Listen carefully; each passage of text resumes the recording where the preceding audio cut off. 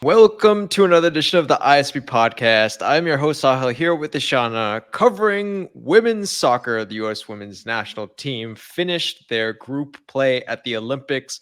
And Ishana, let's just say it was a successful one for the U.S. women's national team. They topped the group with a 2-1 victory over Australia yesterday. So that's what happened. Successful. Yeah, I mean, I have very few complaints. I think they came out, and I will say I was a little surprised to see the same starting lineup. I think that is maybe where Emma Hayes can use a bit of improvement if we're talking about improvement, because she has already improved the team tremendously. But in the third minute, Coffey gets a yellow card and she's going to be out for the next game, which is really the big question mark now. Who do we play? Do we put Corbin Albert in for her? Do we bring Sonnet up, which honestly wouldn't be my preference. So a lot happened, a lot to talk about. Yeah, so let's talk about the match. Let's get into it. So obviously Australia needed to tie this match to get through. The U.S. though, I thought right from the beginning of the match, set the tone and was controlling the possession, really put Australia on the back foot, starting right off the bat. Yeah, I mean, I will say Australia started playing a lot better in the second half once they stopped playing that low block. And I think starting off that way was maybe a strategic mistake. I don't know if that was the best way to go. They definitely looked a lot better and a lot more aggressive in the second half once they sort of pushed their line of defense up. That being said, Arnold had a much better game than against Zambia, and she made some great saves. But we were on fire. We couldn't.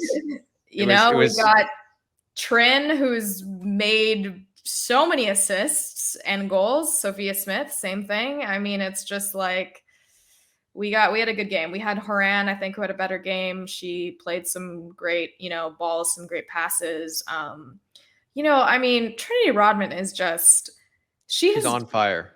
And if she keeps developing like this, like I don't even know what is gonna happen. There was one amazing, like, her ball control where she trapped it and did this like fancy little thing, and then unfortunately Mal Swanson ended up kind of falling on the ground. But that whole sequence before would have been, she's just so much fun. My only complaint was that I didn't love the coverage. I wanted them to zoom in a little bit more, especially in the replay, so we could really see what players are doing. Yeah, no, Trinity Rodman, like you said, if she keeps continuing and at this level, she's going to be, I don't even know how good she's going to be because she's already fantastic. So overall, though, a match that I think, the U.S. I thought was pretty comfortable. And then Corbin Albert with a fantastic goal. And I think it was really important for Corbin Albert to get that goal. Yeah, I agree. And one thing that was interesting is when she comes on the pitch, like Rose Lavelle had a good game, but I do like how Corbin Albert positions herself a little bit more in the midfield, where she is. I feel like Rose Lavelle, she kind of strays out of position a little bit, which is a bit of a tactic, but I think it ruins that sort of ability for players to kind of play backwards. And so I think when Corbin Albert came on, you can see the formation very clearly. She makes, she had a super strike that, credit to Arnold, got a little piece of it as well. Yeah. I thought Crystal Dunn played well. The only person I would say who did not maybe have their best game this time is Mal Swanson, but that's, because we've seen her achieve so much.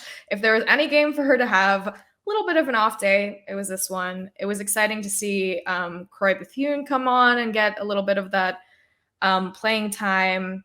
Nightswanger, maybe a little rough, but I thought Kruger also was a great sub. I think, coming on for Emily Fox is great. And like I said, when we were covering last match, is I like Emily Sonnet playing in the back as a sub. I don't like her in midfield, and for the U.S. women's national team and with this squad, and I would like to see a play between Horan, Lavelle, and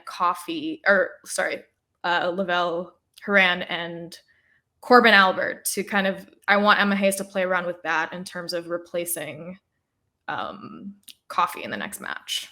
Yeah, that'll be interesting. I think, how does she play it with because obviously Lavelle and Horan have been starting, and obviously Lavelle gives you something different than Corbin Albert. They both have their strengths in different capacities.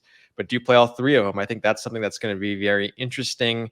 And I will say it's an interesting opponent. Let's move on now to the quarters. US obviously tops the group and gets Japan in the quarters. Not the easiest match to start off with. The US historically does have a very good record against Japan in major tournaments, excluding the famous, World Cup loss. Yeah, But I mean, yeah, aside from that one. Yeah, I think it's definitely going to be their toughest game, to be honest. I think, I mean, aside from, I guess, Germany being a bit of a surprise, but I think they're going to give them some trouble. And again, these players are on a high right now. They're probably a little bit tired. They're going to be missing, Coffey. It's going to take some adjustment. In fact, I maybe would have liked Coffey to have been subbed out earlier in that game, just to see like how we can play without her, because she also almost got a second yellow, which would have amounted to a red, which still wouldn't have meant too much for us, but symbolically it would not be a good look. Yeah. But yeah, it's gonna be tough. I think we can definitely do it, but yeah, I think here's the biggest thing. I think where Japan's strengths are with their players Hasegawa, Tanaka, there is up front. So up front, the defenders of the US have to be on their A game because they're going to get pressure from Japan. However, Japan in the back is a little bit weaker. And so I think that our forwards are going to put a lot of pressure, and that the key is they have to finish their chances, because the key against Japan is when you're going to get those opportunities to score, and you're going to get plenty of opportunities, you need to score and you need to put the ball in the back of the net.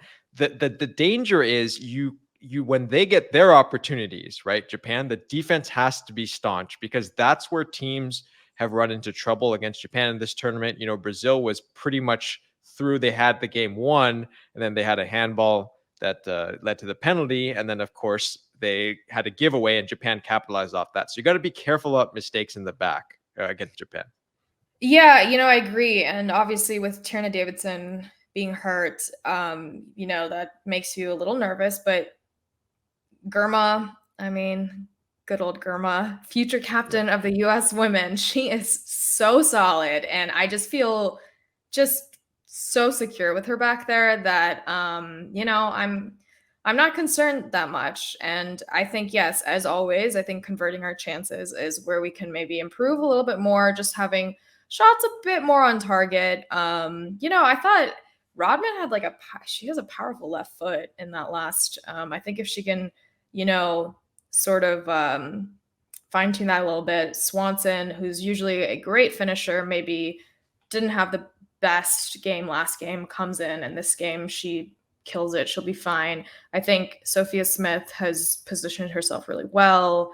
She's a power assister. She had a great strike actually in this game hit as well. both posts, both posts as well off a deflection. So yeah, so I'm like I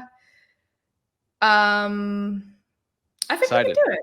Yeah. Excited. We're all excited, I think, for this match. Yeah, I think it's just such a pleasure to watch this team. I'm like, can Emma Hayes coach the men? Yeah, can she just coach both teams, and then we'll get both of them? Yeah. But I think the U.S. women's national team, now it's time for them to start their real redemption tour begins here, because now you're going to face all the difficult teams. Of course, if they're able to get through, we don't even want to talk about them getting through. They first have to get through this match, but there's some potential Germany and Canada waiting in the wings. But first things first, need to have a strong start against Japan. I think that's the key. The beginning of the match has to be strong. Can't let Japan get an early goal and then have to try to come from behind. Yeah, and I mean, scoring in the first half and getting numbers on the board has been a great move, and I want them to keep doing that. So yeah, let's hope we come out strong again, and maybe just be careful on the fouls, like no unnecessary yellows or reds. Hopefully. Yeah. And Alyssa Nair is probably going to have to do a little bit more than she's had to do so far. So hopefully she is up to speed. But she's always so solid that I have no worries about her coming through. So all right, all you U.S. Women's National Team fans, the quarterfinal match is 6 a.m. Pacific, 9 a.m. Eastern, or if you're in Europe and watching it, it's at some better times for you over there in Europe, being in Paris. But so for those of you enjoying these videos, please subscribe to the channel. Ishana, I will turn it over to you. You can say the words today. Go who USA.